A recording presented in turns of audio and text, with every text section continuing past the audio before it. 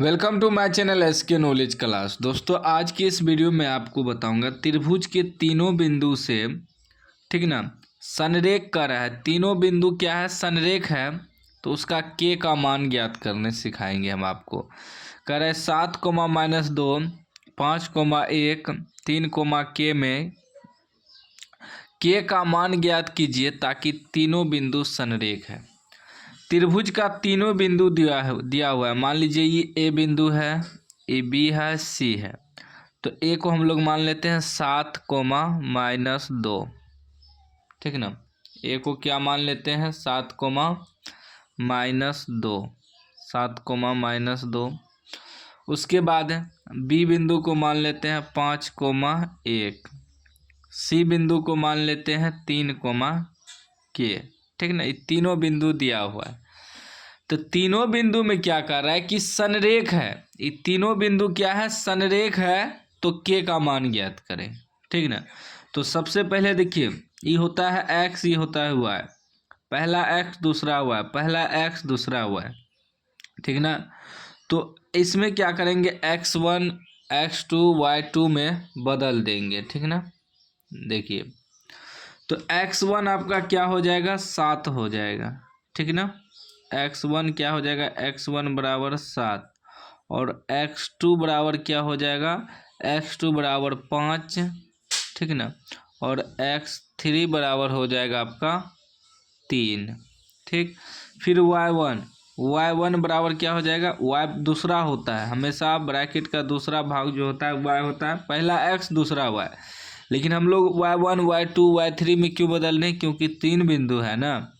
तो y1 बराबर -2 हो जाएगा, और y2 बराबर हो जाएगा 1 हो जाएगा, ठीक। और y3 बराबर क्या हो जाएगा, y3 बराबर k हो जाएगा।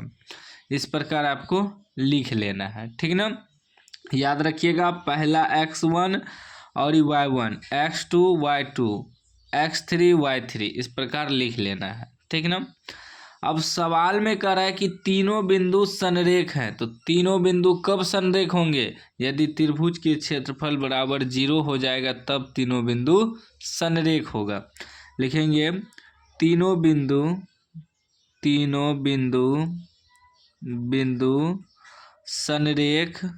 संरेख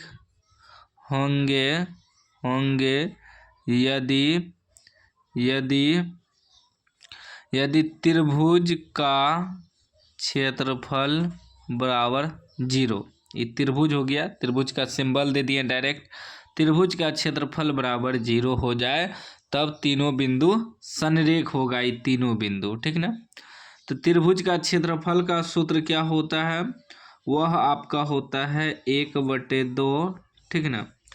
x1 ब्रैकेट में लिखेंगे y2 घटा y3, फिर ब्रैकेट बंद, प्लस x2, ठीक ना, ब्रैकेट में y3 घटा y1, फिर प्लस x3 ब्रैकेट में फिर लिखेंगे y1 घटा y2, इतना बराबर 0 रखेंगे तब तीनों बिंदु संरेख होगा, ठीक ना।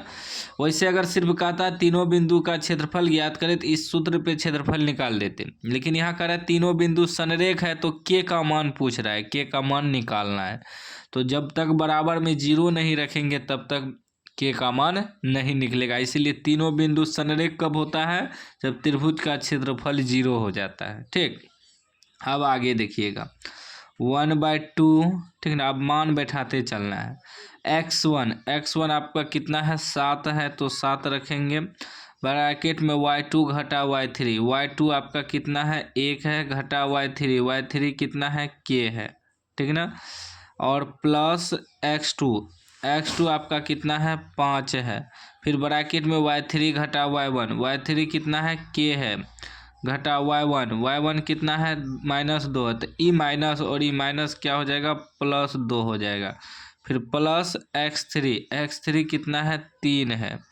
फिर y1 घटा y1 कितना है, -2 है, घटा y2 कितना है, 1 है, तो 1 लिख देंगे, ब्रैकेट बंद, बराबर 0, ठीक ना।